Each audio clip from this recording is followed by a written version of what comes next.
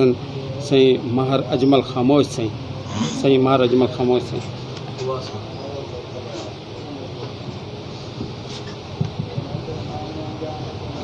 बिस्मिल्लाहिर्रहमानिर्रहीम। मुकानी काठे दुआ करते हैं अल्लाह गरीब के रहमत करे, मरहूम के दर्जात बुलंद करे। कठ का मकसद यो है कि सारे इस रस्ते ते जाते पे हैं, अपने नंबर ते हर बंदा आगा चला जाता है, तो जिमें अज इकट्ठे होए इवें इकट्ठे होंदे रहिए। अज का कठ मुकानी है। मैं सिर्फ रिक्वेस्ट कर रहा, एक गल मेरी ठीक हो सी या कमज़ोर हो सी या गलत हो सी, कि कदा ही अगर दोस्त चाहन तो अवार्ड भी शो करन उन्होंने बंदियां वास्ते जिहड़े चले गए, उन्होंने नाम का अवार्ड जिहड़ा है उसनूं तक यादां होंदियां, कहीं दे लाइब्रेरी कहीं दे हवाले नाल जुड़ियां रह जांदियां। बाकी सारा कुछ जिवें है कि इवें प्यारा जिहा सी असां गा टुरिया वेना। सिंगरें दा और शहरें दा वो किरदार है हर थां ते अल्लाह दी ज़मीन दे उत्ते। बाकी लोगों दा मैं समझना बहु पिछा कम है, क्योंकि शायर जिहड़ी गल तकरीर घंटे दी है वो 2 मिनटां दे विच या मिनट च कर सकता है, एक मिसरे च कर सकता है।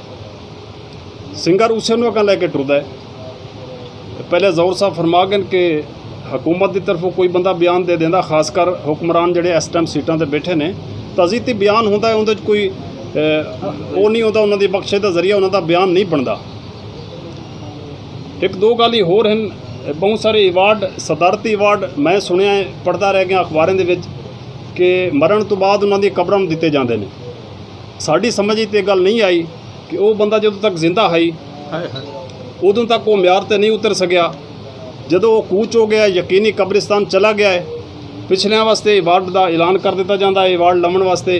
अज ही एक खबर है कि किसी ने इनकार कर दिता है, वो राइटर है बहुत बड़ी, उन्होंने बेटी ने इनकार कर दिता है। बाबा जींदियां दा लिहाज करो, अगर एक फुल भी दे सकते हो जिंदगी च दिओ, बजाय कि तुसीं टोकरा जाके उन्होंने कबर ते रखो। क्या बात है। उस टोकरे नाल उन्हों का कोई तलक नहीं। एक फुल उन्होंने जिंदगी नूं वधा सकता है, सुख दे सकता है, खुशी दे सकता है। ज़ोर साहब कि अल्लाह सैयां भोई भी तेड़ी, भोई ते 7 आसमान भी तेड़े, मोइजीन ते इंसान भी तेड़े, नफ़े ते नुकसान भी तेड़े, कब्रां ते गुस्तान भी तेड़े। साडा क्या है कुछ भी कह नहीं, साडा क्या है कुछ भी कह नहीं।